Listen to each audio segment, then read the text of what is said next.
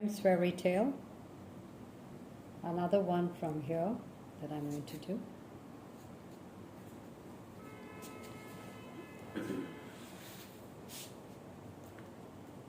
So, I'm going to read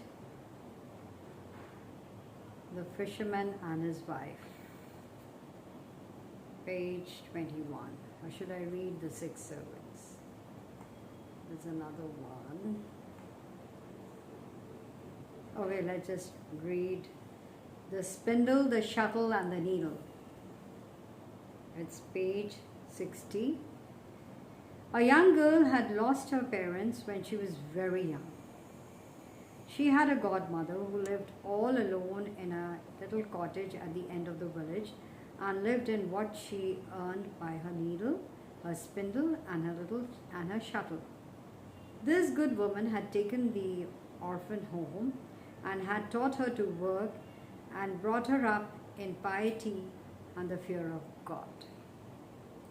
When the young girl was 15 years old, her grandmother fell sick.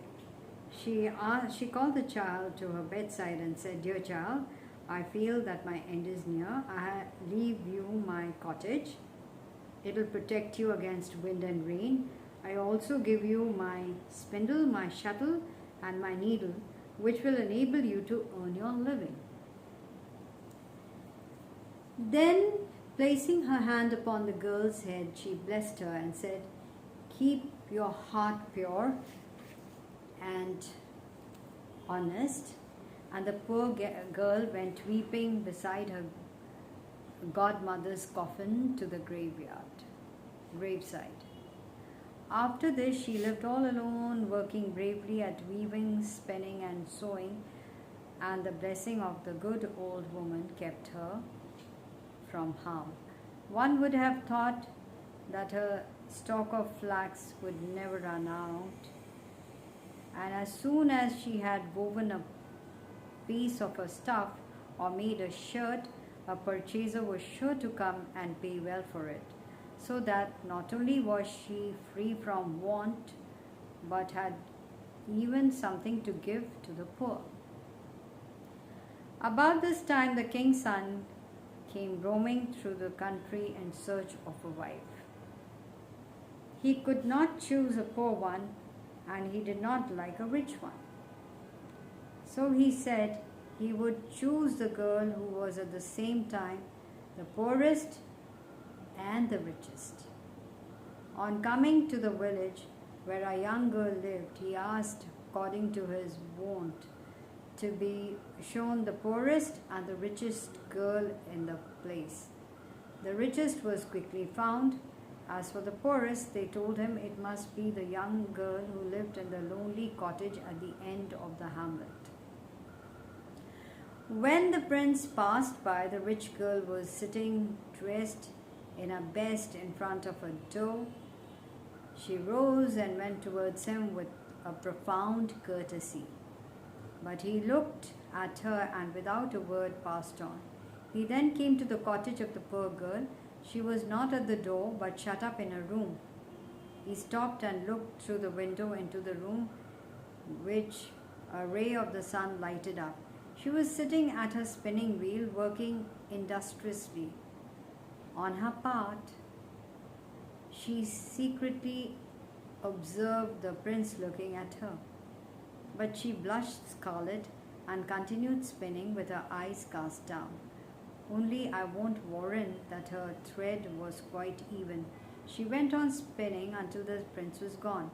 So soon as she had lost sight of him, she ran to open the window, saying, "It's too hot here," and she followed him with her eyes as long as she could perceive the plume on his hat.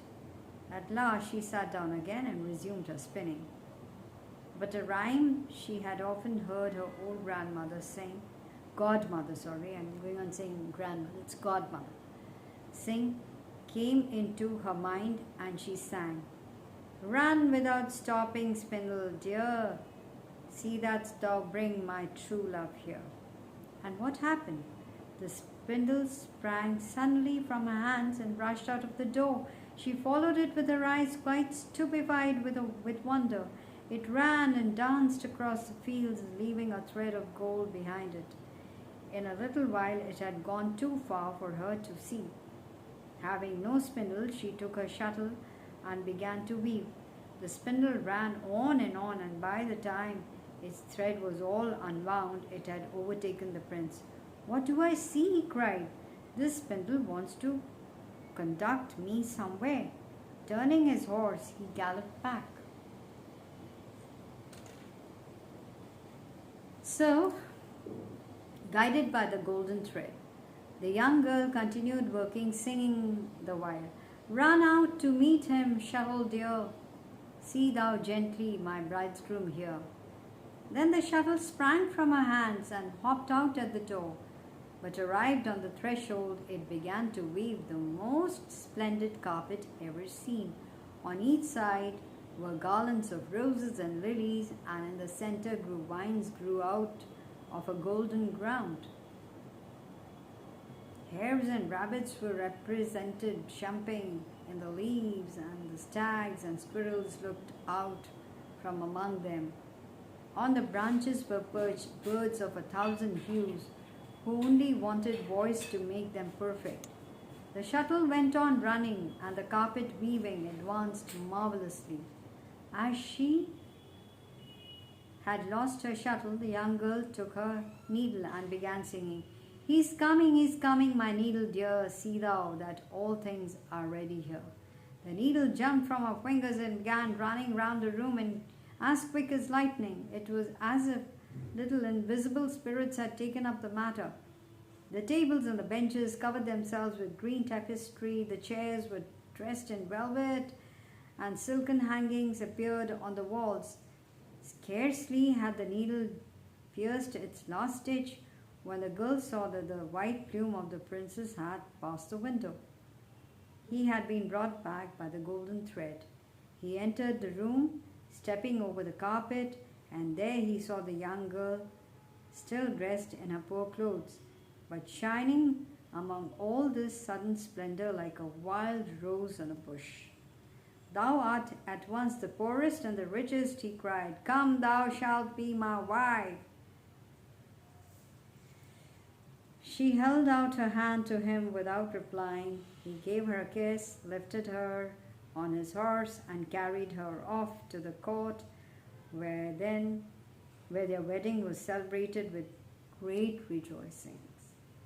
As for the spindle, the shuttle, and the needle, they were carefully preserved in the royal treasury. So, with that, we come to the end of this.